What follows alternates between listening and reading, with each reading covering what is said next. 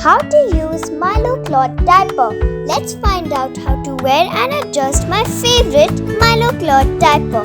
Firstly, Mama needs to insert the soaker pad in the liner pocket. Once that is done, she can adjust the waist size of the diaper by snapping the horizontal buttons in the front. She can also adjust the length of the cloth diaper by snapping the vertical buttons in front. Mama needs to make sure there should be no gap between the thigh and the elastic in the diaper. This will make sure the diaper fits me well and doesn't make me feel fuzzy too. So easy, right?